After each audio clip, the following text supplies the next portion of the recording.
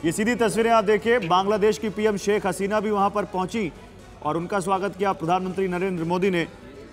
तो ये इजिप्ट के राष्ट्रपति पहुंच चुके हैं वहां पर। ये तस्वीरें हम आपको दिखा रहे हैं, देखिए। इजिप्ट और भारत के संबंध भी पिछले कुछ दिनों में काफी अच्छे हुए। इस पर कुछ बोलना चाहेंगे आप अमिताभ जी? इजिप्ट और भारत, देखिए इजिप्ट इस समय बहुत बुरे दौर से गुजर रहा है और वहाँ की जो व्यवस्था है उसमें फतेह अल सीसी का और इस्लामिक ब्रदरहुड के हटाने, शेख हसीना भी वहां पर पहुंची, शेख हसीना भी है। तो उस समय उस व्यवस्था में भारत इजिप्ट को एक तरह से कहें कोट कर रहा है, उनसे फ्रेंडशिप बढ़ाना चाह रहा है कि ये पूरे मगरिब देशों में भारत की बात को अच्छी तरह से रख पाएंगे। और इजिप्ट और हमारा पुराना संबंध है, चाहे वो नॉन अलाइन मूवमेंट से लेके अब तक जो व्यवस्था है उसमें, और अभी प्रधानमंत्री मोदी को वहां से अवार्ड भी मिला है। बिल्कुल। तो और वो गर्मजोशी भी दिखती हुई अल सीसी जब पहुंचे वहां पर प्रधानमंत्री के साथ हाथ मिलाते हुए, एम्बेसडर सचदेव, वो गर्मजोशी दिखती भी इन तस्वीरों में। जी, दोनों में नेहरू नासिर के ज़माने के संबंध हैं और बड़े प्रगाढ़ संबंध रहे हैं। बिल्कुल। तो वो प्रगाढ़ संबंधों की गर्मजोशी अभी दिख भी रही है और प्रधानमंत्री नरेंद्र मोदी के बाद वो संबंध और मजबूत भी हुए हैं। जी।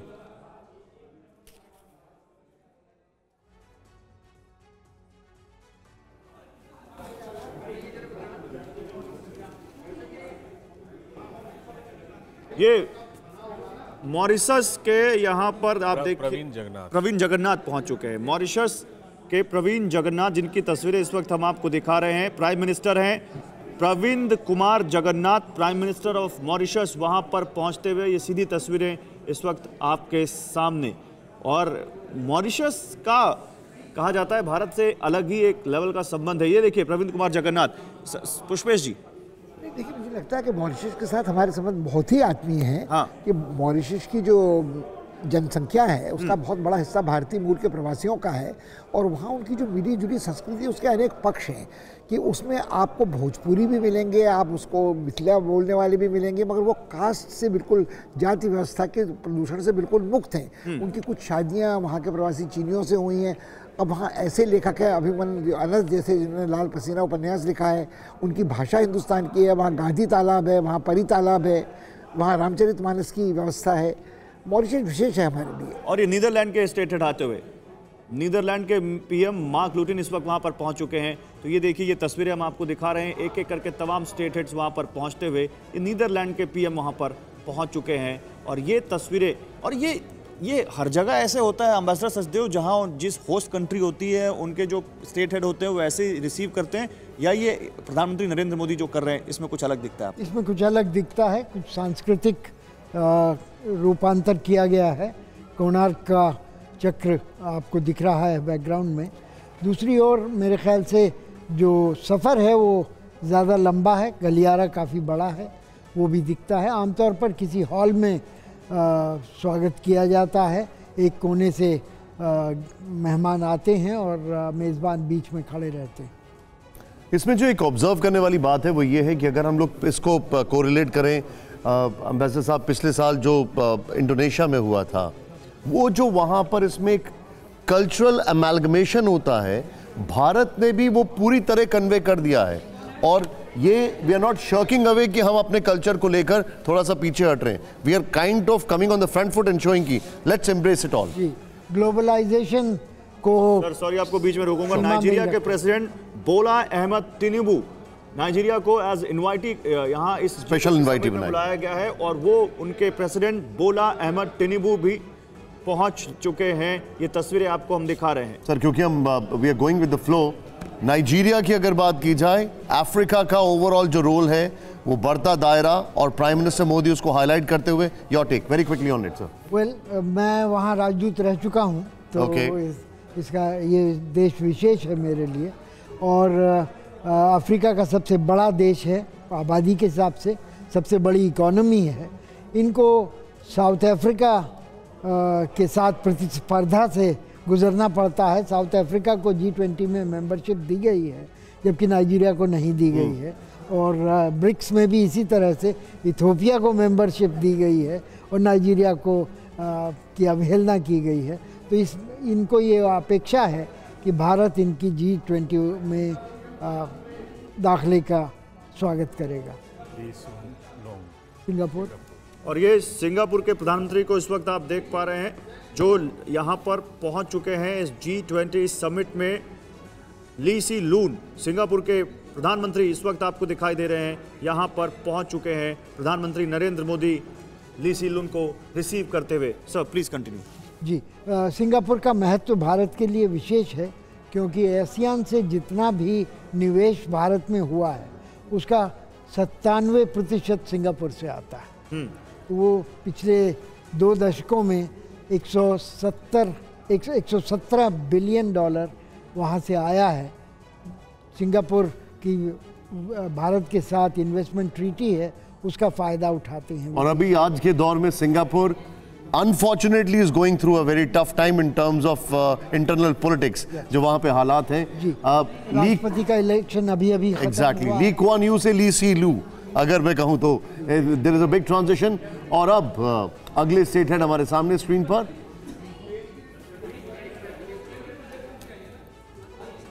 और ये आप तस्वीरें देख पा रहे हैं इस वक्त जो स्पेन की उपराष्ट्रपति स्पेशल इनवाइटी है।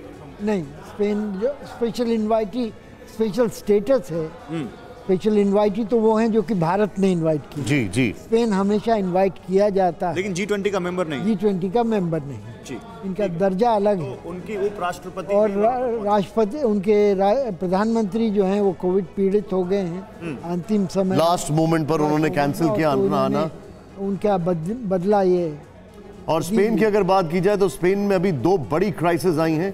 पहला तो फ्लड्स और दूसरा जो फायर, ये दोनों क्राइसिस ने स्पेन को बहुत परेशान किया है। नादिया कैल्विनो स्पेन की उपराष्ट्रपति, क्योंकि स्पेन के जो राष्ट्रपति हैं वो 2 दिन पहले ही कोविड पॉजिटिव पाए गए। तो यहाँ पर ये तस्वीरें आपके सामने प्रधानमंत्री से बातचीत करते हुए।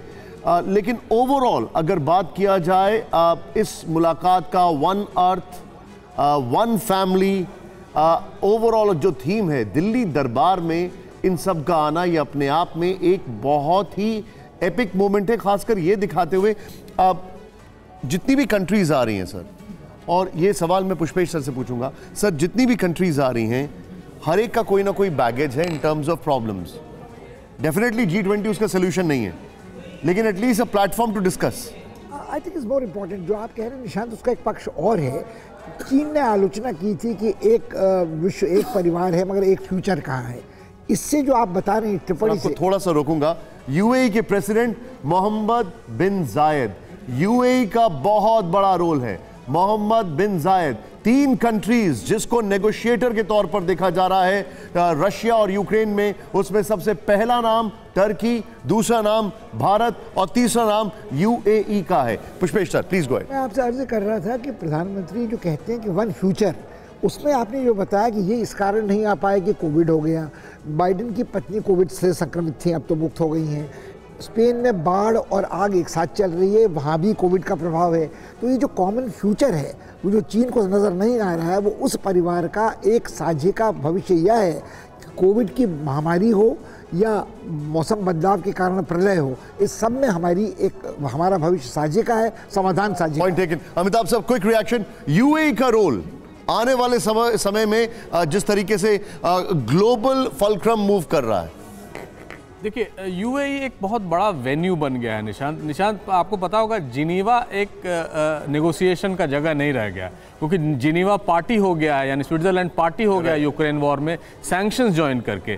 तो रूस भी खोज रहा है ऑल्टरनेटिव कि कहाँ नेगोशिएशंस हो सके। तो यूएई उसका एक बहुत अच्छा वेन्यू है। जैसा पहले का टर्की आपने एक बताया ही, तो यूएई का भारत के लिए भी बहुत महत्व है। वहाँ बहुत ज़्यादा भारतीय रहते हैं और हमारा सबसे बड़ा एक तरह से वेस्ट एशिया में फॉरेन रेमिटेंसेस का एक सोर्स है।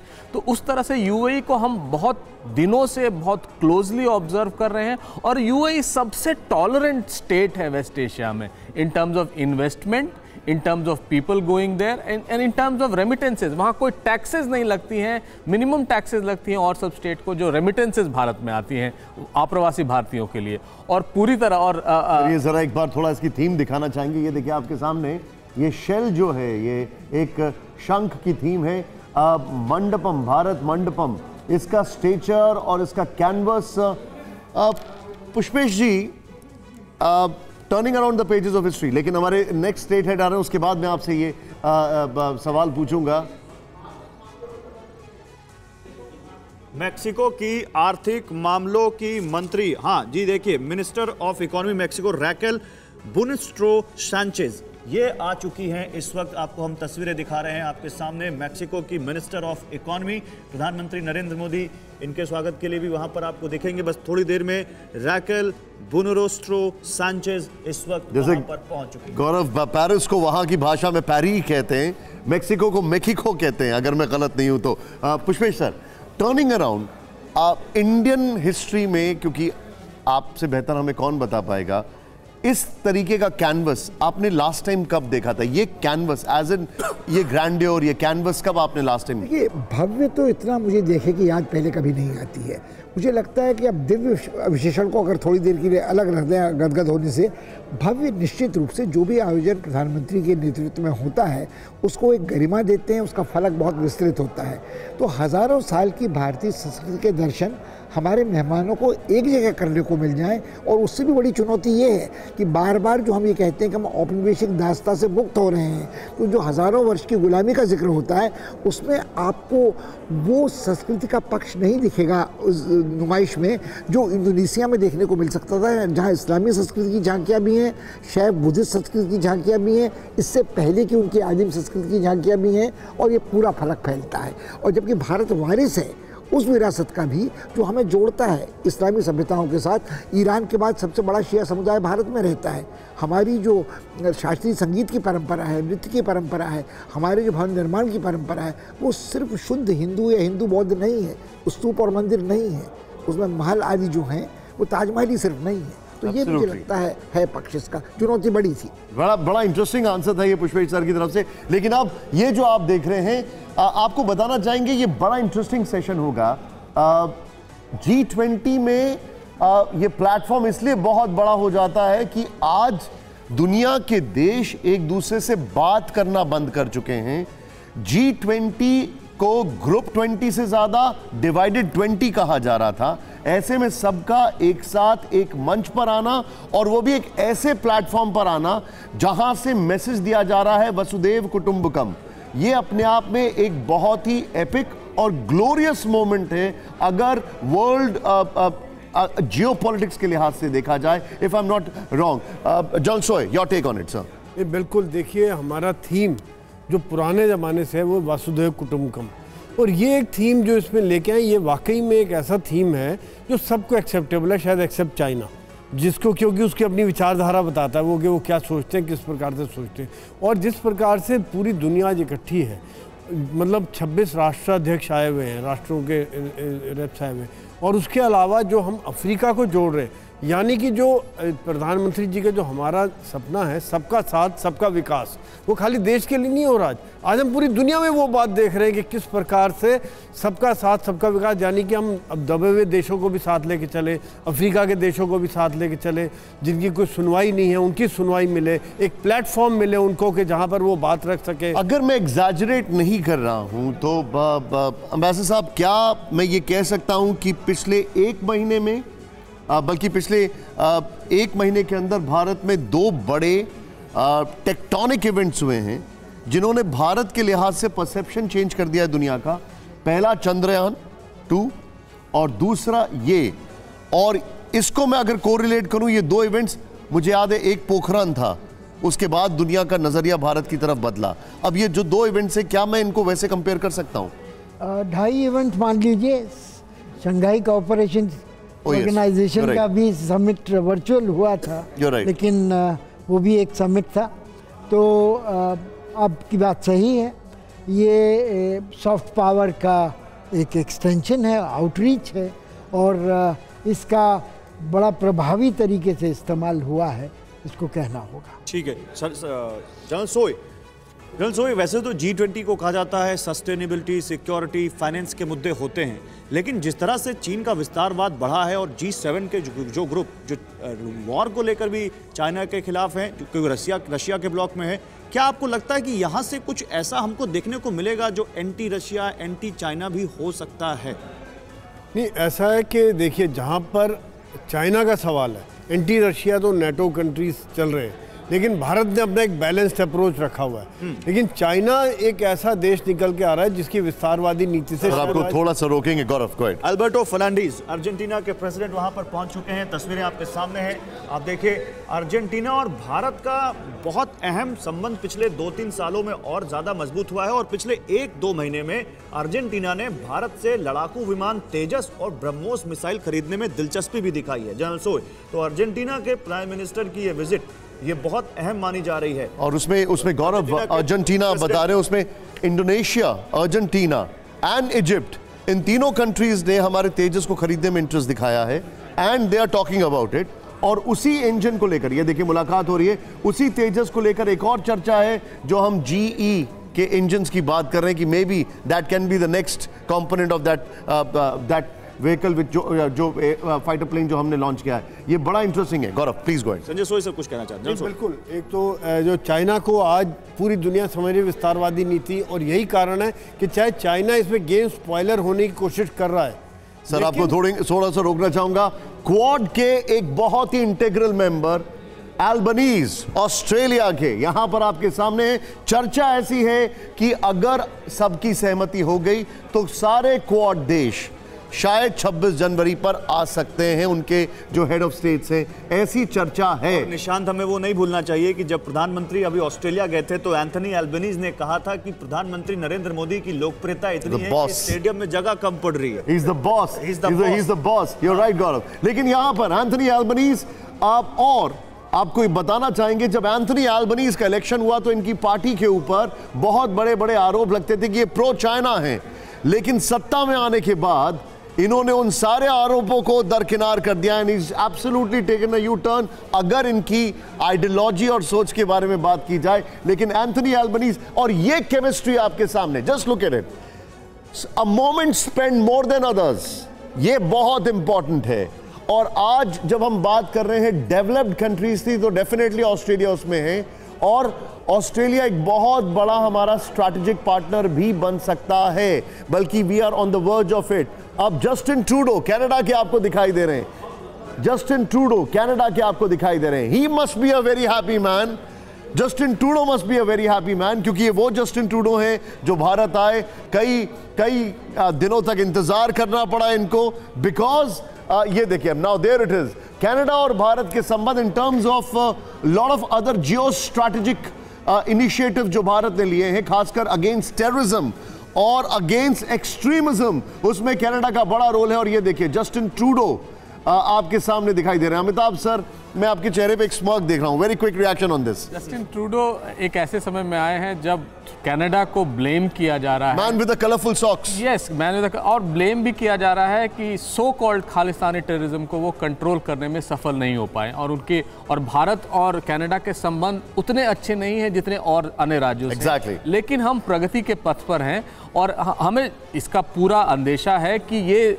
कनाडा और इंग्लैंड, यूके, ये दोनों मिलके सो कॉल्ड खालिस्तानी टेररिज्म के खिलाफ इस मीटिंग पॉइंट में ऐड करना चाह रहा हूं जो मैं आपसे समझना भी चाहूंगा। कनाडा का वो स्टैचर नहीं रहा जो एक जमाने में होता था। इस ग्लोबल फाइनेंशियल क्राइसिस में कनाडा की हालत बहुत खराब है। रोकूंगा निशांत, इस वक्त उर्सुला वॉन डेर लियन आ चुकी हैं, यूरोपियन कमीशन की प्रेसिडेंट, और ये वो महिला है जिन्होंने शायद सबसे ज्यादा जेलेंस्की से मुलाकात की है, सबसे ज्यादा कीव का दौरा किया है, उर्सुला वॉन डेर लेyen।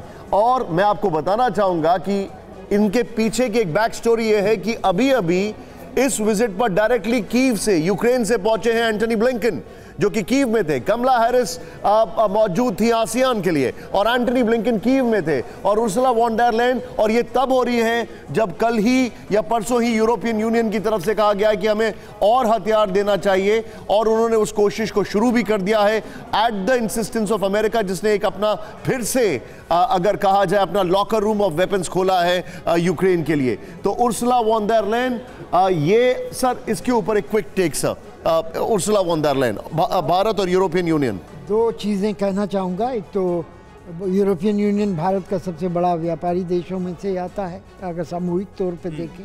दूसरा, एक FTA का निगोशिएशन चल रहा है इनके साथ, जिसमें कि काफ़ी पेचीदगियाँ आ रही हैं, और ये 20 साल से चल रहा है। सर ये European there comes a part 2। Charles Michel Part 2 of that same mission. Charles Michel, Part 2. Amitabh sir, I can see that smirk, please. मैं उर्सुला वॉन डर लेयन पे कह रहा था कि वो महिला साझेदारी और भागीदारी का एक बहुत बड़ा प्रतीक। आई थिंक उनका टर्म भी 2024 तक का ही है, 24 तक की है। और जब उर्सुला वॉन डर लेयन जब यूरोपियन कमीशन की चेयरमैन बनी थी, प्रेसिडेंट बनी थी, तो सबने पूछा था उर्सुला हु, और इन्होंने प्रूव कर दिया। इसके पहले ये जर्मनी की फॉरेन मिनिस्टर रह चुकी हैं, तो इन्होंने प्रूव कर दिया। शी वाज विद IMF, अगर मैं गलत नहीं हूं, IMF for world bank. No, okay. तो इन्होंने प्रूव कर दिया अपने आप को कि महिला भागीदारी को, और एक सशक्त महिला भागीदारी जो वोकल है, जो इंग्लिश बहुत अच्छा नहीं बोल पाती। इस वॉर के बाद तो इनकी पर्सनैलिटी बहुत डेवलप की है। जिस तरह से ये बूचा में, आपको सूमी में पाई जाती हैं, देखते हुए वहाँ के एट्रोसिटीज़ को, तो इन्होंने एक सशक्त, और जो इस सम्मेलन का थीम भी है महिला भागीदारी, उसमें एक सशक्त चेहरे के रूप में उभर कर आएंगी। बिल्कुल। और ये ओलाफ शोल्ज है, वहां पहुंच रहे हैं, जर्मनी के चांसलर आप देख रहे हैं। ओलाफ शोल्ज को जॉगिंग करते वक्त आंख में चोट लग गई थी, इसलिए उन्होंने ये एक बैंड पहन रखा है। When he was going for a morning run, तब वो स्लिप ओवर कर गए थे, उनको चोट लग गई थी। लेकिन ओलाफ शोल्ज यहां पर आपको दिखाई दे रहे हैं, यूरोप की सबसे बड़ी और पावरफुल इकोनॉमी, और वो कंट्री जिसने कल ही मना कर दिया है लॉन्ग रेंज रॉकेट्स देने से यूक्रेन को, लेकिन वो कंट्री जिसने अभी कुछ और लेपर्ड टैंक्स यूक्रेन को देने की बात की है, और ओलाफ शोल्ज आपको दिखाई दे रहे हैं। Quick reaction Amitabh ji, Germany और इनकी अगर बात की जाए, भारत के संबंधों की बात की जाए। जर्मनी भारत के संबंध बहुत अच्छे होते जा रहे हैं, और ओवर द ईयर देखिए जर्मनी और चीन के संबंध बहुत अच्छे रहे हैं, लेकिन उस जर्मनी और भारत के संबंध को अगर आप देखें तो चीन हमेशा बीच में आया, क्योंकि जर्मनी बहुत बड़ा इन्वेस्टर रहा है चीन में, चाहे वो फोक्सवैगन हो या अन्य चीज़ों में। और रूस यूक्रेन युद्ध में अगर रूस और यूक्रेन के बाद जो सबसे ज़्यादा सफ़र किया है वो जर्मनी है। इनकी इकोनॉमी रिसेशन में चली गई है, और जिस तरह से हालात बनते जा रहे हैं, जिस तरह से हालात होते जा रहे हैं, उसको देखकर अब यही लग रहा है कि जर्मनी वो वैसा पावर नहीं रहेगा। सर, एंड इंटरेस्टिंगली ये दोनों मुल्क साथ थे जब युद्ध शुरू हुआ था, जर्मनी और फ्रांस, लेकिन अब इनके अंदर फॉल्ट लाइंस दिखाई दे रही हैं रिलेशंस में। Do you agree with this? देखिए, फ्रांस हमेशा एक अलग पहचान बनाया है यूरोपियन यूनियन में, यूरोप में, नेटो में। नेटो का कमांड स्ट्रक्चर का फ्रांस बहुत दिन तक पार्ट नहीं था, बाद में वो पार्ट बना है। अभी भी जब चीन से लौट रहे थे इमैनुअल मैक्रोन, उन्होंने क्या कहा कि we are not a vassal state of America, यानी उस तरह से अपने आप को फ्रांस हमेशा एक अलग तौर पे प्रोजेक्ट करता है। और फ्रांस में अगर आप जाएं, आप तो गए हैं, तो एक फ़िलॉसफी की बहुत अच्छी परंपरा है। जिस तरह इंग्लैंड है, यूके है, जो बिज़नेस के लिए जाना जाता है, तो ये डिबेट करना चाहते हैं और अपने आप को हमेशा एक अलग तरह से दिखाना चाहते हैं। चाहे वो पूरे जितने भी फ़िलॉसफी के आप महान दिग्गज माने, वो या तो फ्रांसीसी रहे हैं या फ्रांस में रहे हैं, चाहे वो लेनिन हो या दिदेरो हो या जो भी हो। तो इस तरह से फ्रांस अपने आप को हमेशा अलग रूप में प्रोजेक्ट करता आया है। इमैनुअल मैक्रोन उसी को आगे बढ़ा रहे हैं, और अपने आप को, इन्होंने तो कहा था कि नेटो इज ब्रेन डेड। जब ये युद्ध शुरू नहीं हुआ था तो इन्होंने माना था कि नेटो का आपको You're right. लेकिन और जब ये युद्ध शुरू हो गया उसके बाद जो इनसे कई सालों से, अगर 3 दशक से कहा जा रहा था कि अपना डिफेंस बजट बढ़ाएं, अब फाइनली इन्होंने बढ़ा दिया है। लेकिन मैं आपको बताना चाहूंगा, शो में हमारे साथ 2 खास मेहमान जुड़ चुके हैं। पहले तो professor Sanjay Bhardwaj sir, thank you very much, और एक और मेरे खास मित्र और मेहमान समीर मेरे साथ जुड़ चुके हैं। वेलकम समीर, स्वागत है आपका। Good morning. Good morning. और बहुत खास तस्वीरें सामने आ रही हैं G20 समिट का जो पहला सेशन है। मेलोनी आ गई, इटली की जॉर्जिया मेलोनी। एंड अगर मैं गलत नहीं हूं तो this is a first visit to India, अगर मैं गलत नहीं हूं। जॉर्जिया मेलोनी नहीं, इसके पहले आई थी। ओके। और ये जॉर्जिया मेलोनी इटली की पीएम इस वक्त हमारे सामने दिखाई दे रही हैं। इटली और भारत सर, एक quick take sir, Sanjay Bhardwaj ji, Italy और भारत के relations, quick take before the other head comes in.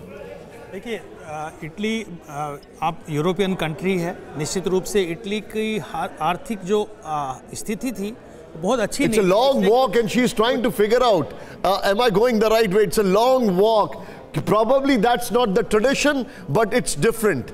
It's different. That's not the tradition. And there you see the smile on her face. ये देखिए, that's the smile on her face. और प्रधानमंत्री उनका स्वागत करते हुए इटली की prime minister और ये इनका इलेक्ट होना भी अपने आप में एक बहुत बड़ा सरप्राइज था। और निशांत, हमें ये भी नहीं भूलना चाहिए कि जॉर्जिया मेलोनी वो नेता थी जिन्होंने प्रधानमंत्री नरेंद्र मोदी की शख्सियत को लेकर कहा था कि दुनिया के सबसे प्रभावशाली नेताओं में से एक है प्रधानमंत्री नरेंद्र मोदी, और उनकी पर्सनैलिटी को लेकर जॉर्जिया मेलोनी का यह बयान खासा सुर्खियों में रहा था और दोनों नेताओं में काफी गर्मजोशी नजर आ रही है। संजय जी, निश्चित रूप से देखिए, मेलोनी एक यंग लीडर है, पहली बात। दूसरी बात की जिस तरीके की आर्थिक किशिदा, जापान के पीएम, सर सॉरी आपको बीच में रोक रहा हूं, जापान के पीएम किशिदा, और भारत और जापान का संबंध, खासकर प्राइम मिनिस्टर मोदी और शिंजो अबे की जो पर्सनल केमिस्ट्री थी वो यहां पर भी ट्रांसलेट हुई है।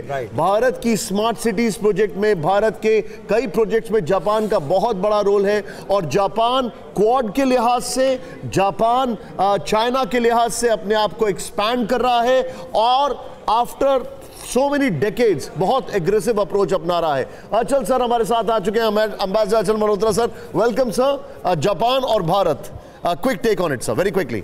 देखिए, जापान और भारत की जो रिलेशनशिप है प्राइमरली वो इकोनॉमिक है और हाई टेक्नोलॉजी, लेकिन ऑफ लेट हमने एक्सपैंड किया है, जिससे क्वाड में जो है भारत और जापान की जो कोलैबोरेशन है वो काफ़ी इम्पोर्टेंट है।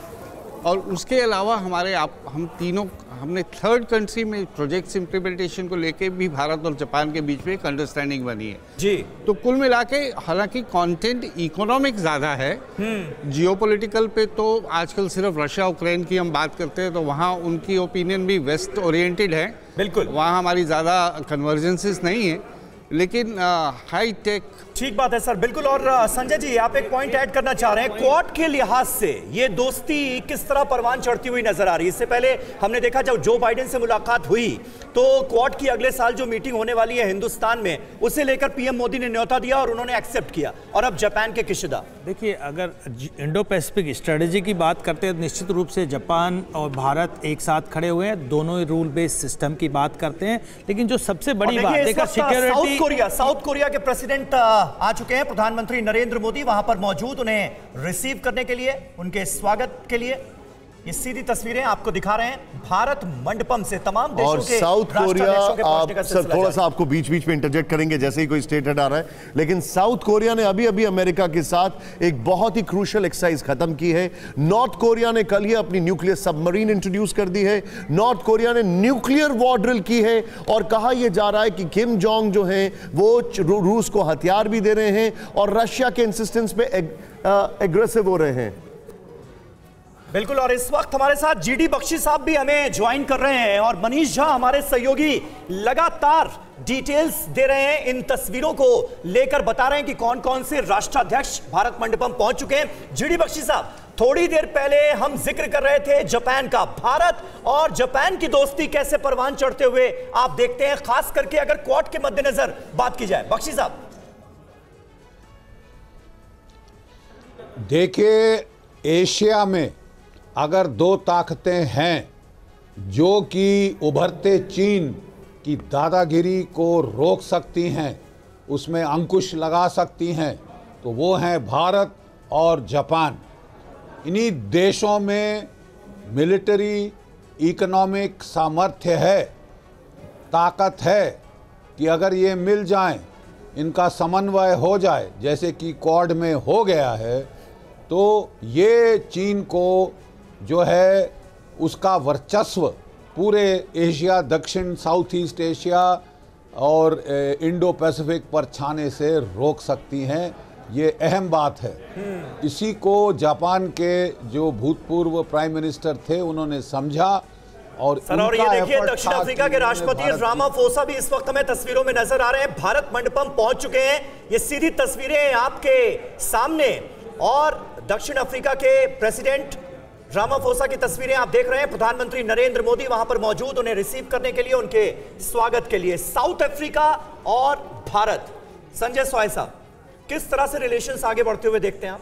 नहीं, देखिए, ऐसा है कि साउथ अफ्रीका के साथ तो भारत के काफ़ी पुराने संबंध रहे हैं, और अभी भी जिस प्रकार से आगे प्रगाढ़ होते जा रहे हैं, और जिस प्रकार से आज भारत की लुक अफ्रीका जिसको कहते हैं, लुक ईस्ट अफ्रीका को जिस प्रकार से भारत जोड़ रहा है, ये एक बहुत बड़ी एक जो मेजर पॉइंट इस G20 में जो लेके आया है, और वाकई में इंक्लूसिव जिसको कहते हैं वो बात निकल के आ रही है। और G20 के एक्सटेंशन पर भी सहमति बनती हुई नजर आ रही है। अफ्रीकन यूनियन को प्रधानमंत्री नरेंद्र मोदी जिस तरह से G20 में शामिल करना चाहते थे, यानी 54 देश और हिस्सा हो जाएंगे G20 का, यानी आबादी के लिहाज से 80% हिस्सेदारी। नहीं बिल्कुल, और ये कदम जिसको मैं पहले ही बोल रहा कि सबका साथ सबका विकास वाली बात दुनिया में भी आज जाहिर हो रही है। कि किस प्रकार से जिनकी कोई आवाज़ सुनने का प्लेटफॉर्म नहीं था, यूएन आज इतना इफेक्टिव नहीं रह गया, और तो वहाँ पर एक उनको वॉइस मिलेगा, एक प्लेटफॉर्म मिलेगा जहाँ पर कि वो अपनी बात रख सकते हैं, अपनी बात कर सकते हैं। और जिस प्रकार से चाइना अफ्रीका में अपने पैर फैला रहा था, वहां पर एक बहुत बड़ा काउंटर है ये। आपको थोड़ा सा मैं रोकूंगा, हमारे जो सहयोगी हैं भारत मंडपम से जुड़ चुके हैं, मनीष झा मेरे साथ हैं, सुमित मेरे साथ हैं। मनीष, वेरी क्विकली बताइए, अपनी आंखों देखी। बिल्कुल निशान, तो अब वो पल शुरू हो चुका है जिसमें कि G20 सम्मेलन का पहला सेशन शुरू होगा। कुछ मिनट बचे हुए हैं, उससे पहले आप लगातार देख रहे हैं कि एक के बाद एक सभी राष्ट्राध्यक्ष आ रहे हैं। मनीष, मैं आपको रोकूंगा। एर्दोगान, टर्की के एर्दोगान यहां पर आ गए। Manish, you can pass a comment on him, you can give a comment on him. बताइए क्या कहेंगे एर्दोगान। हालांकि बहुत ही I think the edge is catching up. बिल्कुल, देखिए, हालांकि तुर्की के राष्ट्रपति एर्दोगान के साथ प्रधानमंत्री नरेंद्र मोदी की पहले मुलाकात जब हुई थी तो उसमें यही कहा गया था कि भारत और तुर्की के रिलेशन को किस तरह से ठीक करना है। लेकिन आप देखिए, तुर्की की एक बड़ी भूमिका है फिलहाल, जो भी वैश्विक संकट है उसमें तुर्की जिस तरीके का रोल प्ले कर रहा है। और G20 में तुर्की के राष्ट्रपति खुद वह यहाँ आए। यहाँ आने से पहले वो रूस गए थे, वहाँ पर प्रेसिडेंट पुतिन से मिले थे, और अब इस वक्त तुर्की के राष्ट्रपति प्रधानमंत्री नरेंद्र मोदी से मुलाकात करते हुए G20 में जब वो रहेंगे, उनकी भूमिका इस मामले में भी बेहद क्रिटिकल होगी, क्योंकि हम सब जानते हैं एर्दोगान की लीडरशिप में टर्की में लाइंस ऑफ डिविजन्स बहुत शार्प हैं। एर्दोगान की लीडरशिप में जो हमने देखा उनके इलेक्शन के दरमियान देखने को मिली, लेकिन एर्दोगान की लीडरशिप में टर्की एक बहुत बड़ी डिफेंस पावर बन के इमर्ज कर रहा है। और एर्दोगान जिसके पास एक सिरा है ब्लैक सी का और एक रूस के पास है, उनकी जो कमराडरी है पुतिन से, उसको आप ऐसे समझें कि वो पुतिन से बात करते हैं और अपने ड्रोन यूक्रेन को देते हैं। ये है एर्दोगान, अगर इनको समझना है। और बिल्कुल इस वक्त निशान देखिए, ब्रिटिश पीएम ऋषि सुनक को हम देख रहे हैं। ऋषि सुनक जब से हिंदुस्तान की धरती पर पहुंचे हैं, तब से ऋषि सुनक लगातार चर्चा में बने हुए हैं। एक बार फिर अपने हिंदू होने पर गर्व की अनुभूति वाला उनका बयान सुर्खियां बटोर रहा है। और but Sameer, the interesting part is Rishi Sunak he has no shyness in saying कि हाँ मैं हिंदू हूँ and और मैं सनातन धर्म को मानता हूँ, मैं जय सिया राम वो कहते हैं। now that is a very different thing. वो आते हैं, he hugs the prime minister, that's not a protocol, it's more than a protocol, और ये gesture से ज़्यादा warmth जो देखने को मिल रही है। and look at the age difference between the two, but look at the chemistry. Now that is very beautiful. ये देखिए जरा किस तरीके से, मुझे लग रहा है शायद कुछ हिंदी में शब्दों का आदान प्रदान भी हो रहा है अगर मैं बात करूं ऋषि सुनक से, जिस तरीके से ज्यादा बातचीत, ये देखिए जरा। बिल्कुल, और दोनों नेताओं की बॉडी लैंग्वेज बहुत कुछ कह रही है। This is more than others. Sameer, ये टाइम देखिए, मुझे अभी तक जिन जिन लोगों को मैंने देखा है, South Africa Rishi Sunak, and there comes a big man Lavrov, रूस के विदेश मंत्री सरगेई लेवरोव, जिनके साथ भारत की बहुत सारी मुलाकातें हुई हैं युद्ध शुरू होने के बाद।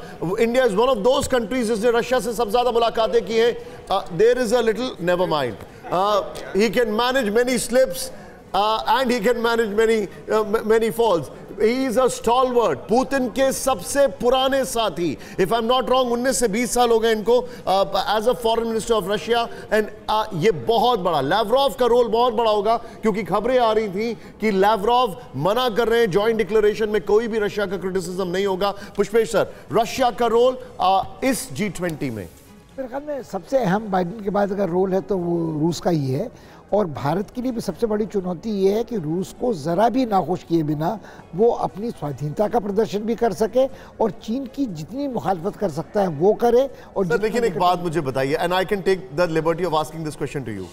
चाइना के prime minister is no show, but Russia के foreign minister is a big show. आप इस बात से एग्री करते हैं? बिल्कुल निश्चित रूप से, बिकॉज इस G20 के बाद भी Bharat, in spite of the designations being very different, no it makes no difference, मगर जो असली अहम, देखिए कौन व्यक्ति से अधिक राष्ट्र महत्वपूर्ण है, राष्ट्रहित महत्वपूर्ण है। जब तक भारत और रूस के राष्ट्र हितों का संयोग हो रहा है, सन्निपात हो रहा है, कोइंसिडेंस ऑफ नेशनल इंटरेस्ट है, तब तक इट डजंट मैटर कि पुतिन आए कि नहीं आए, लेवरोव आए और क्या हमने किया। जब तक हमारी निर्भरता सैनिक साज सामान की खरीद पर, रखरखाव पर रूस पर रहेगी, और रूस जैसा हमारा राजनयिक मित्र रहा है निरंतर, वो मेरे ख्याल में उसकी तुलना किसी और बिल्कुल बिल्कुल। और रूस के विदेश मंत्री सर्गेई लैवरोव को आपने देखा, प्रधानमंत्री नरेंद्र मोदी ने उनका स्वागत किया भारत मंडपम में। सीधे रुख करेंगे सुमित चौधरी, हमारे सहयोगी भारत मंडपम से हमारे साथ मौजूद हैं। सुमित, क्या लगता है रूस और चीन की अड़ंगेबाजी अगर कह ली जाए ज्वाइंट स्टेटमेंट को लेकर, उसे दरकिनार करते हुए, दूर करते हुए आपसी रजामंदी के साथ ज्वाइंट स्टेटमेंट तो आएगा, यानी दिल्ली डिक्लेरेशन तो आएगा, क्या हो सकता है युद्ध को लेकर उसमें जिक्र, क्या अंदाजा है? देखिए, अगर आप मोटे तौर पर देखें तो ज्वाइंट स्टेटमेंट या फिर दिल्ली डिक्लेरेशन के अंदर वो पॉइंट जरूर इन्वॉल्व होंगे जिसने वैश्विक तौर पर यानी ग्लोबल तौर पर सभी देशों को कहीं ना कहीं इफेक्ट किया। वो था प्रोडक्शन लाइन को लेकर, क्लाइमेट चेंज को लेकर, या फिर आप कह सकते हैं कि विकासशील देशों की प्रगति को लेकर। तो वो पॉइंट जरूर मेंशन किए जाएंगे, भले ही डायरेक्टली आप युद्ध की जिक्र ना करें रशिया और यूक्रेन का, लेकिन वैश्विक तौर पर कैसे हर देश को कहीं ना कहीं इस पूरी चीज ने इफेक्ट किया है, इसको लेकर कहीं ना कहीं जरूर जिक्र होगा। और अगर आप पूरे फोरम को देख लिए G20 के, तो इसके इकोनॉमिक रिफॉर्म्स को ज्यादा महत्व दिया गया है, चाहे वो बैंकिंग ले लीजिए, चाहे वर्ल्ड बैंक को ले लीजिए या इंटरनेशनल मॉनेटरी फंड को ले लीजिए। तो ये सारे पॉइंट जो होंगे वो दिल्ली डिक्लेरेशन में जरूर होंगे। सुमित, आपने ये जो पॉइंट रखा है, मैं जनरल बख्शी सर से पूछना चाहूंगा। बख्शी सर, ग्लोबल इंस्टीट्यूशंस और फाइनेंशियल इंस्टीट्यूशंस में चीन का दखल कम करना और वर्ल्ड बैंक और IMF और एशियन डेवलपमेंट बैंक जैसे इंस्टीट्यूशंस को और पावर देना, क्या आपको लगता नहीं है कि वो एक बहुत बड़ा यहां पर ब्रेक थ्रू हो सकता है G20 में? नहीं, बिल्कुल। देखिए, G20 शुरू से इकोनॉमिक मुद्दों को जो है महत्वता देता रहा है, जोर देता रहा है। बना ही इसीलिए था जब 2008 में ग्लोबल इकोनॉमिक क्राइसिस हुआ था, अमेरिकन बैंक्स के कोलैप्स से, लेहमान बैंक के कोलैप्स से, तब उसके वेक में G20, G7 को एक्सपैंड किया गया था, G20 बनाया गया था। तो हम प्राथमिकता देना चाहते हैं वैश्विक मुद्दों को, और जो इकोनॉमिक मुद्दे हैं उनको प्राथमिकता मिलेगी।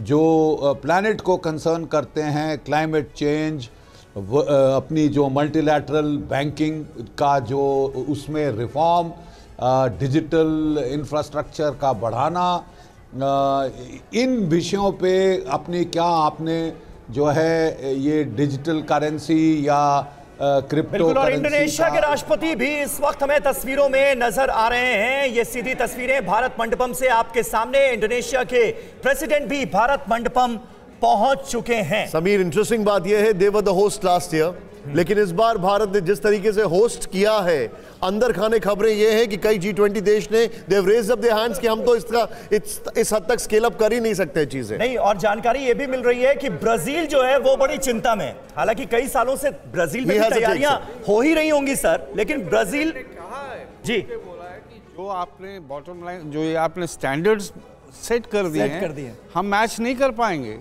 बहुत मुश्किल है कि हम मैच खेल पाएंगे। बिल्कुल। और इंडोनेशिया के राष्ट्रपति जोको विडोडो को हम देख रहे हैं प्रधानमंत्री नरेंद्र मोदी के साथ हाथ मिलाते हुए, उनकी तस्वीरें।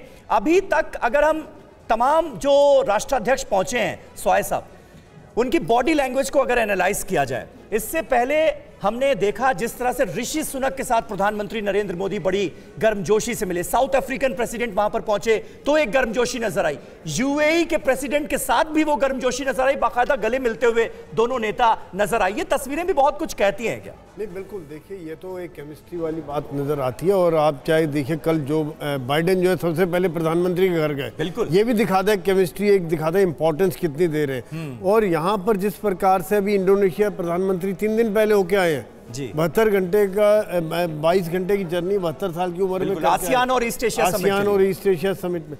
तो ये दिखा रहा है कि किस प्रकार से भारत अलग अलग देशों से, अलग अलग क्षेत्रों से जुड़ने की कोशिश कर रहा है, जिसमें हम बहुत हद तक सफल है। और आज अगर बाकी देश जुड़ रहे हैं तो ये आज भारत की इंपॉर्टेंस की वजह से जुड़ रहा है। आज हमारी बढ़ती हुई ताकत है, उगते सूरज को जो सलाम है, वो आज बात नजर आ रही है। अच्छा, एक बड़ी इंटरेस्टिंग है, मैं अपनी टीम से बोलूंगा कि जरा वो वीडियो फिर से प्ले ऑन करें, लेवरॉव वाला वो वीडियो जरा फिर से प्ले ऑन करें। उस वीडियो में जैसे ही हल्का सा उनका मिसस्टेप हुआ लेवरॉव का, प्रधानमंत्री जी 2 कदम आगे बढ़ के आते हैं और उनको एकदम से he is just walking ahead. And मैं आपको फिगरेटिवली और इन टर्म्स ऑफ मेटाफर ये दोनों चीजें बताना जा रहा हूं। ये देखिए, he comes a step ahead, 2 steps ahead कि इंडिया इज देयर। ब्राजील के राष्ट्रपति, ये बड़ा इंटरेस्टिंग है, ब्राजील के राष्ट्रपति, the next host is there. ये एक रिले रेस की तरह है। इंडोनेशिया के राष्ट्रपति आए, भारत से मिले और उनसे हमने ये प्रेसिडेंसी ली थी। अब ब्राजील के राष्ट्रपति, and I will tell you one thing जो बड़ा ही अनकन्वेंशनल है, Brazil has a special corner for India, जो कि पिछले कुछ महीनों में दिखाई दिया। Sir, your take. देखिए, 2-3 बात साफ देखिए, Brazil, Indonesia, Bharat global South की वॉइस, लेकिन दोनों के बीच में भारत खड़ा है। भारत पहले राष्ट्राध्यक्ष हैं जो अपने पार्टनर के साथ आ रहे हैं। बिल्कुल, और भारत बीच में खड़ा है। भारत सबसे बड़ी वॉइस है ग्लोबल साउथ के लिए, और जो मुद्दे हैं जो ग्लोबल साउथ के, चाहे इंडोनेशिया हो चाहे ब्राज़ील हो, हमारे बराबर के मुद्दे हैं। फूड सिक्योरिटी का इश्यूज है, फ्यूल सिक्योरिटी की बात है, या आप जिस तरीके से चाइना ने डेट ट्रैप का एक नया जाल क्रिएट कर दिया दुनिया के लिए, उसमें भारत इस बात को समझ रहा है और इन दुखड़ों को समाधान करने का प्रयास कर रहा है, ना केवल दक्षिणी एशिया में रीजनली बल्कि ग्लोबली भारत एक बड़ा लीडर के रूप में एक। अच्छा सर, ये Sameer, there is a moment. अब ये यहां पर देखिए, इंडोनेशिया के प्रेसिडेंट आए, उनसे हमने ये बैटन लिया था G20 का, और हमें ये बैटन इनको पास ऑन करना है। और ध्यान से देखिए, मैं आपको बताना चाहूंगा, ही इज वन मैन जो कि रशिया के साथ बहुत क्लोजली निट हैं, और वो दिखाई दे रहा है, एंड वेरी अनकन्वेंशनली, क्योंकि इंडिया और ब्राजील में 2 इंटरेस्टिंग फैक्ट्स हैं। अगर मैं इसको कोरिलेट करूं, इंडिया ने ये बता दिया है that we are not just a land of snake charmers, और ब्राजील ये बताना चाहता है we are not just a land of footballers.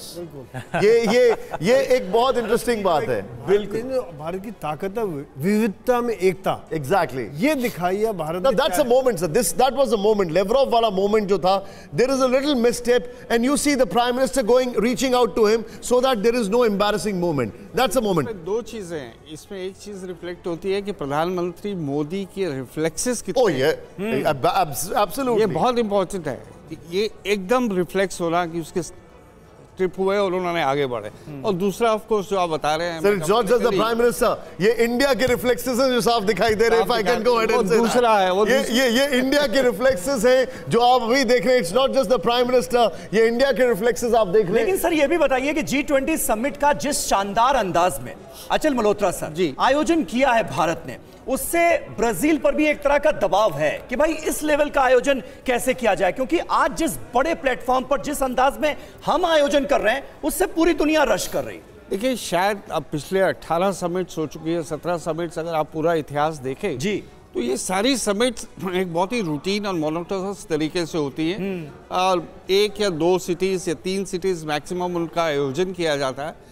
लेकिन इसका जो लेवल हमने एलिवेट किया है, जो इसको रेस किया है, उसको मैच करना आने वाले जो दूसरी प्रेसिडेंसीज है उसके लिए डेफिनेटली बहुत मुश्किल हो जाएगा। राइट। और मुझे लगता है कुछ तो इसी बात से रश करेंगे हमसे। चीन के प्रधानमंत्री ली क़ियान, यकीन मानिए मैं तो पहचाना ही नहीं है कौन है। वहां पर सिर्फ एक ही इंसान को जाना जाता है और उसके बाद अब दूसरे को। पहले है वहां पर शी जिनपिंग और दूसरे वांग ही।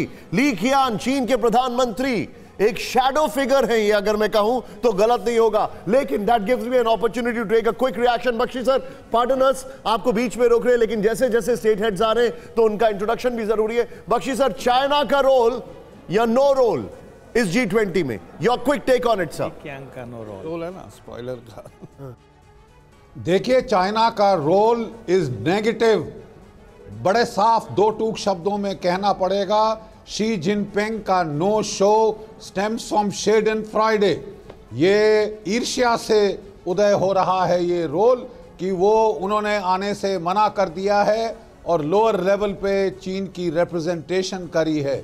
जो बाइडेन भी कह रहे थे वो बड़े कीन थे उनसे मिलने, लेकिन उनका ये जो नो शो है ये एक स्पॉइलर रोल दे रहा है चीन को लगता है कि ये रोल आपको दिखेगा कॉन्फ्रेंस के दौरान। You've nailed it, sir. You've nailed it. टूक शब्दों में बोलना पड़ेगा। You nailed it. और मैं सीधे सीधे पुष्पेंद्र सर से पूछूंगा, सर अगर मैं कंपेयर करूं चाइना का शी जिनपिंग का no show means Joe Biden के लिए G20 में होम रन, लगभग होम रन। बिल्कुल ये निश्चित रूप से है कि चीन ने अपने आप को खुद ही बहिष्कृत कर लिया है इससे, और आने वाले दिनों में जो विकास होगा G20 का, जो मैं बार बार कहना चाहता हूँ वैकल्पिक संयुक्त राष्ट्र की तरह, उसमें जो चीन की अहमियत भारत की मेहरबानी से उसको सुरक्षा परिषद का स्थायी सदस्य बनाया गया था एक ज़माने में, और आज वो उसका जो दुरुपयोग भारत के विपक्ष में करता है उससे भारत बाहर निकल रहा है, वो बड़ी टूट रही है। सर मैं क्या, सॉरी आपको बीच में रोक रहा हूँ, क्या मैं आपसे ये समझ सकता हूँ कि एक अलग ऑर्डर बनाने की कोशिश जो है, वर्ल्ड ऑर्डर बनाने की जो कोशिश कर रहे हैं चाइना और रशिया, उसकी वजह से शी जिनपिंग नहीं आए हैं? बिल्कुल निश्चित रूप से वो तो उनकी साजिश है ही, मगर मुझे लगता है उसका अब काट शब्द का प्रयोग बहुत उचित नहीं है। मगर जो वैकल्पिक विश्व व्यवस्था भारत सामने रख रहा है वो G20 के जरिए, और उसके बाद जो चाइना ने और संगठन पैदा किए हैं, SCO है या ब्रिक्स में रूस और चीन है, उनका एक तरह से अपेक्षाकृत अवमूल्यन होगा। और अफ्रीकन यूनियन के एक बार G20 में आ जाने के बाद, जैसा प्रोफेसर संजय भारद्वाज कह रहे थे कि ब्राज़ील और इंडोनेशिया के बीच में भारत है। अच्छा, सरल शब्दों में मैं ये सवाल आपसे पूछना चाहूँगा और अचल सर से भी, बहुत सरल शब्दों में, एक भारत का आम इंसान वो ये जानना चाहता है कि ये जो हो रहा है इससे उनकी ज़िंदगी में क्या फ़र्क पड़ेगा? बहुत फ़र्क पड़ेगा। देखिए एक छोटी सी बात है, अगर यदि आप श्री अन्न और मिलेट्स की बात करें तो प्रधानमंत्री ने कितनी दूरदर्शिता से ऐसे मोटे अनाज को अच्छा नाम श्री अन्न देकर न केवल भारत में उस अनाज को लोकप्रिय और एस्पिरेशनल बनाने की कोशिश की है जिसे सिर्फ गरीब आदमी खाता था, वो बाजरा हो, ज्वार हो, जौ हो, मकई हो, कुछ भी हो। अब उसके बाद अगर आप ब्राज़ील को देखें, अफ्रीका को देखें, तो वहाँ भी मोटा अनाज ही जो ड्राउट प्रोन एरिया में उगता है, तब जब वर्ल्ड में ग्रेन क्राइसिस है, जब ग्रेन क्राइसिस हो रही है यूक्रेन के संकट के बाद, उन्होंने तो भारत के मोटे अनाज के लिए एक वैकल्पिक व्यवस्था निर्यात की भी सुझाव दी है। दूसरी व्यवस्था अगर ठीक है सर पुष्पेश जी, लेकिन चीन को लेकर संजय सॉय साहब मैं आपसे जानना चाहूंगा, चीन को लेकर हमने देखा प्रधानमंत्री नरेंद्र मोदी और जो बाइडेन की मुलाकात भी हुई, तो इंडो पैसिफिक में चीन की आक्रामकता को कैसे रोका जाए उसके लिए भी एक तरह का प्लान बनता हुआ नजर आया। क्वाड में भी हमारी कोशिश ये रहेगी। इन तमाम बातों ने भी G20 समिट से पहले चीन को क्या थोड़ा असहज किया होगा? नहीं देखिए, चीन तो असहज हो गया अपने कामों की वजह से, हाँ, क्योंकि जिसको जैसे कर्म है उसको ऐसा फल मिल रहा है। और चाहे वो बाउंड्री वाला इशू हो जिसमें एक तरह से पूरी दुनिया साथ में खड़ी होगी भारत के कि भैया ये क्या कर रहे हो तुम, क्योंकि बाकी देश भी प्रताड़ित हैं। इसके अलावा चाहे वो चीन की विस्तारवादी नीति हो या उनकी इकोनॉमिक चीन की विस्तारवादी नीति और परोक्ष रूप से जिस तरह से वो आतंकवाद का समर्थन कर रहा है वो भी अपने आप में एक बड़ा पॉइंट है। मनीष झा हमारे साथ इस वक्त भारत मंडपम से जुड़ रहे हैं। मनीष, क्या अपडेट आप वहां से देना चाहेंगे? तमाम राष्ट्राध्यक्षों के पहुंचने का सिलसिला लगातार जारी है, क्या अपडेट है आपके पास? बिल्कुल समीर, देखिए ज़्यादातर राष्ट्राध्यक्ष पहुंच चुके हैं और अब जो है अगला राष्ट्राध्यक्ष के तौर पर आप देखेंगे अमेरिका के राष्ट्रपति जो बाइडेन को, जिनका काफिला मंडपम पहुंच चुका है। तो अब जो बाइडेन अपने काफिले से बाहर निकलकर और फिर मंडपम में प्रधानमंत्री से आकर मिलेंगे। जी निशांत, आप कुछ कह रहे थे? मनीष, ये जो मुलाकात होने वाली है, मैं आपको बताऊं कि राष्ट्रपति बाइडेन के साथ जो बाइडेन का काफिला देख पा रहा हूं। प्लीज गो अहेड मनीष, दिखाइए जरा, एक तस्वीर दिखाइए, प्लीज गो अहेड। जी हाँ बिल्कुल, देखिए मैं दिखाने की कोशिश भी कर रहा हूँ उन दृश्यों को भी कि देखिए अमेरिकी राष्ट्रपति जो बाइडेन का काफिला जो अब धीरे धीरे करके मंडपम के मुख्य स्थल तक पहुँच चुका है और यहाँ से अब आप देखेंगे जो बाइडेन को बाहर निकलकर और फिर वहाँ पहुँचते हुए जहाँ प्रधानमंत्री नरेंद्र मोदी खड़े हैं और फिर जैसे तमाम राष्ट्राध्यक्षों को। मनीष, मैं बताना चाहूंगा अपने दर्शकों को, बाइडेन जो बाइडेन का जो काफिला है ये लास्ट में आ रहा है because of the security protocols, क्योंकि उनकी सिक्योरिटी प्रोटोकॉल्स और स्टेट हेड से एकदम अलग होते हैं। पूरा सब कुछ सीक्रेट सर्विस के अंडर में होता है और वो हर चीज अपने तरीके से टेक ओवर करते हैं, हर चीज अपने तरीके से ऑर्गेनाइज और एग्जीक्यूट करते हैं। और उसमें लोकल सपोर्ट जो होता है वो टियर 2 या टियर 3, आप भारत में इसलिए टियर 2 में आएंगे, अमेरिका में होते तो टियर 3 में होते हम लोग, लेकिन ये लास्ट में इसलिए आते हैं क्योंकि ये सिक्योरिटी प्रोटोकॉल है। Manish, please go ahead. बिल्कुल सही कहा आपने, लेकिन मैं इसमें ये भी जोड़ना चाहूँगा कि देखिए अगर टेक्निकली आप देखें तो फ्रांस के राष्ट्रपति हों या फिर सऊदी अरब के क्राउन प्रिंस, वो दोनों चूंकि लेट से पहुंच रहे हैं तो वो शायद G20 में शामिल होने वाले आखिरी राष्ट्राध्यक्ष होंगे। लेकिन निश्चित तौर पर बड़ी बात यह है कि तमाम राष्ट्राध्यक्षों के पहुंचने के बाद इस वक्त अगर आप देखें तो अमेरिकी राष्ट्रपति जो बाइडेन जो कि मंडपम पर पहुंच चुके हैं, तो कुछ ही पल में अगर आप कहूँ मैं तो प्रधानमंत्री नरेंद्र मोदी से मुलाकात होगी और अगले कुछ मिनट के अंदर जो सेशन फर्स्ट से पहले जो ग्रुप फोटो है वो होने वाला। और अब आप देखिए सीधी तस्वीरें राष्ट्रपति जो बाइडेन की, वो अपने जो गाड़ी है बिस्ट उससे बाहर निकलकर उस डायरेक्शन में आगे बढ़ते हुए जहां पर प्रधानमंत्री, बिल्कुल, और ये तस्वीरें हम देख पा रहे हैं, बिल्कुल ये तस्वीरें हम देख पा रहे हैं प्रधानमंत्री नरेंद्र मोदी जो बाइडेन का स्वागत करने के लिए तमाम राष्ट्राध्यक्षों का स्वागत सबसे पहले TV9 पर ये तस्वीरें हैं आपके सामने, मनीष के कैमरे से आप इनको देख रहे हैं, देयर इट इज। ये देखिए, अब ये जो एक वार्मथ है जो बाइडेन की, I think there is no parallel to it. यही हमने एयरपोर्ट पे देखा, यही उनकी हमने प्राइम मिनिस्टर के साथ देखा। You know, he has that feeling, वो जैसे प्राइम मिनिस्टर को उन्होंने हग किया, उनके कंधे पे हाथ रखा, this is really very very different. अब ये जो बाइडेन, एक एक कैमरा, एक एक फ्रेम कैप्चर किया जा रहा है यहाँ पर। कल निशांत हमने देखा था प्रधानमंत्री नरेंद्र मोदी के साथ जो केमिस्ट्री नजर आई जो बाइडेन की, वो भी अद्भुत थी। जब कॉरिडोर में वॉक करते हुए दोनों नेता आ रहे थे तो उस वक्त जो बाइडेन ने बाकायदा प्रधानमंत्री मोदी के कंधे पर हाथ रखा हुआ था, और आज भी वो गर्मजोशी नजर आएगी। बस थोड़ी देर बाद प्रधानमंत्री नरेंद्र मोदी रिसीव करने के लिए जो बाइडेन को वहां पर मौजूद है, और वो तस्वीरें हमारे सामने। बहुत अच्छी मुलाकात हुई दोनों की, और ये देखिए जो बाइडेन कैमरा को, जो कैमरा क्रूज है उनको बाय करते हुए, हाय करते हुए, and there the Ray-Bans are out. और ये देखिए आपके सामने तस्वीरें आ रही हैं जो बाइडेन। अब नाउ लुक एट दिस, अब ये बहुत एपिक मोमेंट है। इन दोनों नेताओं की 8 बार मुलाकात हो चुकी है, प्राइम मिनिस्टर मोदी और जो बाइडेन की। जो बाइडेन के प्रेसिडेंट बनने के बाद 8 बार मुलाकातें हो चुकी हैं, और जिस तरीके से दोनों ने एक दूसरे को होस्ट किया है वो अपने आप में बहुत पूरी दुनिया के लिए देखने वाली बात है। और वो भी तब जब भारत एक न्यूट्रल कंट्री है, वो भी तब जब भारत अभी भी तेल और कई सारी चीजें रूस से ले रहा, उसके बावजूद भी अमेरिका के एम्बेसडर ने कहा कि बहुत जरूरी है कि दुश्मन का दोस्त हमारा दोस्त बने, बातचीत करने के रास्ते खुले रहते हैं, ये उनका कहना था। जो बाइडेन, ये देखिए, a little jig and that's it with the prime minister Modi. अब जरा हम आपको इन तस्वीरों के साथ छोड़ देते हैं कुछ क्षणों के लिए। ये देखिए, now that's a very very big moment of prime minister Modi और जो बाइडेन। ये देखिए 2 शब्द बातचीत करते हुए, ये इन दोनों की। अब now he is explaining it, ये देखिए ही इज एक्सप्लेनिंग हिम कि ये क्या है जो आपके सामने है। नाउ दैट इज बाइडेन को थीम बताते हुए, ये पूरा एक्सप्लेन करते हुए, और ये प्राइम मिनिस्टर मोदी का जो अंदाज है, और ये उनका बताता है that his comfort level with American president, the most powerful president in the world. और मुझे लगता है निशांत, अब तक सबसे ज्यादा वक्त प्रधानमंत्री नरेंद्र मोदी ने रिसीव करते हुए जो बाइडेन को दिया है, पूरा डिस्क्रिप्शन उन्होंने दिया कि पीछे ये क्या हमने बनाया है, क्या लगाया गया है, एक तरह से समिट की थीम बयां करते हुए वो नजर आए। रिश्तों में गर्मजोशी साफ तौर पर नजर आई, और भारत और अमेरिका के बीच 128 अरब डॉलर का व्यापार है और 21 अरब डॉलर के तो रक्षा संबंध है। आने वाले वक्त में सोए साहब ये रिश्ते और ज्यादा प्रगाढ़ होते हुए और नए मुकाम पर पहुंचते हुए नजर आएंगे, ये उम्मीद की जा सकती है। नहीं, बिल्कुल, आप देखिए 90 के दशक में। सर मैं आपको माफी के साथ थोड़ा सा रोकूंगा, मुझे अभी अभी जो हमारे जो एडिटर हैं उन्होंने मुझे एक बड़ा अच्छा टेक भेजा है, पुष्पेश जी से मैं जानना चाहूंगा। सर ये काल चक्र, कोणार्क का काल चक्र जो कि बता रहा है कंटिन्यूअस चेंज, बिल्कुल ये दिखा रहा है, और 13th सेंचुरी नरसिम्हा देव वन उनके दौरान इसको बिल्ड किया गया था। Pushpesh sir, who can be better than you to tell us? गंगवंश के राजा थे और ये समय का पहिया है, समय का प्रतीक है। और एक पहले कुछ समय पहले आप बात कर रहे थे जिन सब उगते सूरज को सलाम है, तो कोणार्क का मंदिर सूर्य का मंदिर था। सूर्य की पहली किरणें सूर्य की मूर्ति पर पड़ती थी, जो चुंबक की शक्ति से माना जाता है लटकी रहती थी अधर में। मगर कुल मिलाकर ये जो पहिया है ये समय के परिवर्तन को तो बतलाता ही है।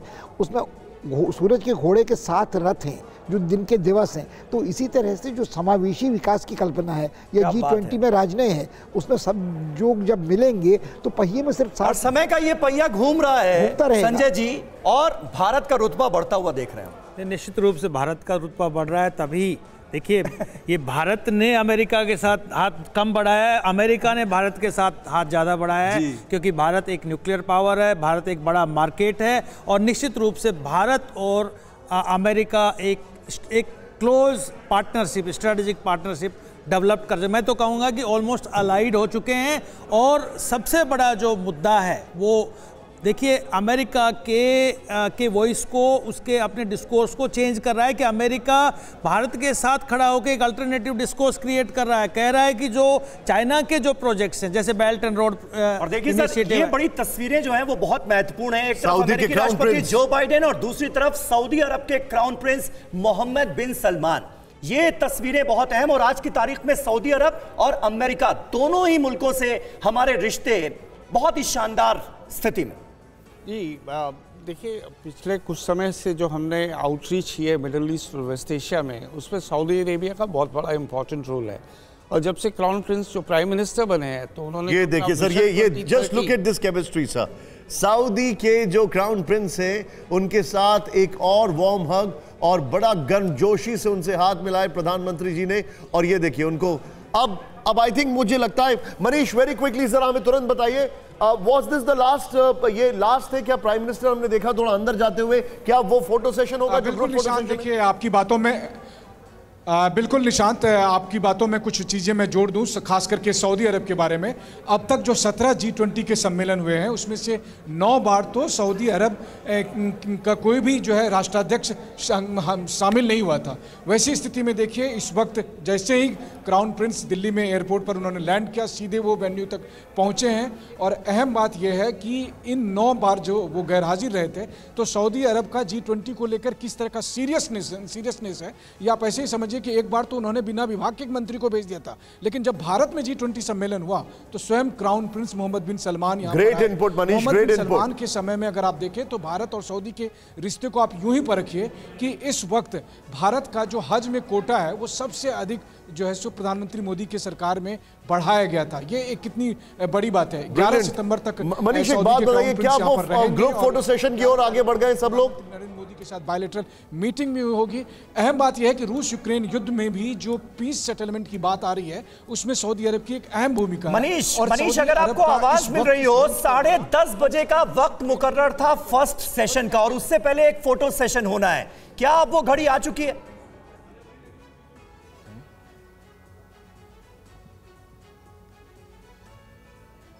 मनीष तक लग रहा है मेरी आवाज नहीं पहुंच पा रही। जी अचल जी,